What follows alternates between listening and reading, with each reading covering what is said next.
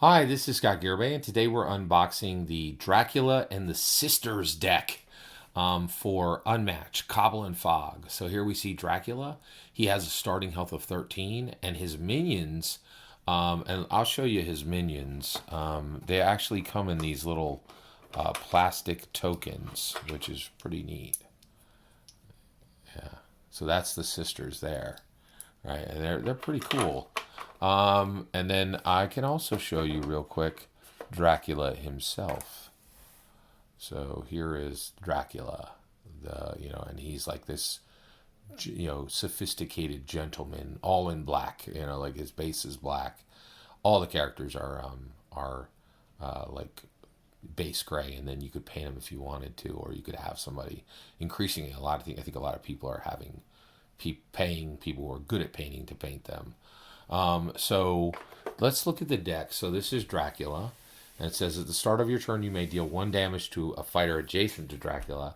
If you do draw a card, both Dracula and the Sisters can both move too, and they're both skilled in melee, not ranged, right? Very interesting, okay?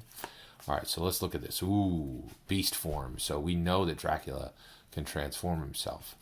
Mist form. Oh, epic. Look at the art on that, right? And then feeding frenzy, right? So, Dracula, of course, gets power from, feeding on human blood. And then we have baptism of blood. Very, very cool. I think that's a really excellent depiction of Dracula, and just a different way to think of him.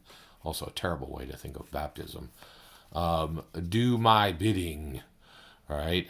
So his hypnotism, and and one of the things I love is, and that we should be, and just so you're aware, when we do, so I design tabletop role playing games. I'm designing my second right now. It's called Forages and Forests. You can find it right here on this channel. But one of the things is they're showing us, the character of Dracula through his powers, right? Look into my eyes, his mesmerism, right? Also prey upon, right? So he is thinking about Dracula as a beast, as a predator, right? As something who feeds on humans, right? He's really quite ghoulish, no pun intended. And then thirst for sustenance, right? And actually, he makes ghouls. That's a better way of saying it. So thirst for sustenance, right? And the sisters, right? This is another thing. So once he converts. So this is one thing that's powerful about Dracula is he can convert others to do the same thing he does. One of the things that makes him so incredibly dangerous. And then, these sisters who he's converted, these 3 sisters that he's made into vampires, they are also predators, and they're out to feed. And that desire to feed is insatiable, right? And then ravening seduction.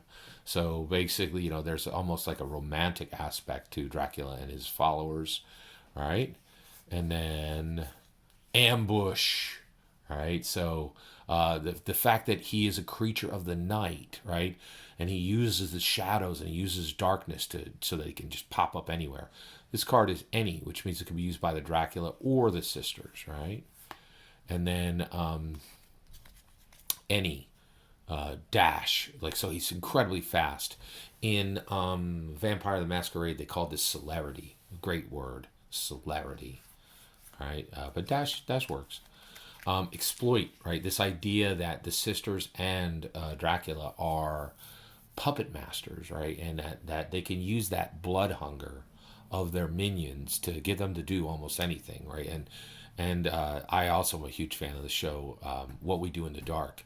And Harvey Gillen has been playing a familiar of these vampires, and he's working to become a vampire, and they never give him that, right? It's just really, they exploit him, right? And so Dracula is a monster on many levels. Really, really interesting. Here's Feint. We've seen this on some of the other characters as well. The ability, because Dracula is a melee-based character, most of his combat is melee, Feint is going to be important. And so we are back to the center with Dracula and the Sisters. Very engaging, very exciting character from Unmatched, Cobble, and Fog. Thank you for letting me share it with you. Please consider liking and subscribing, and have a wonderful millennium.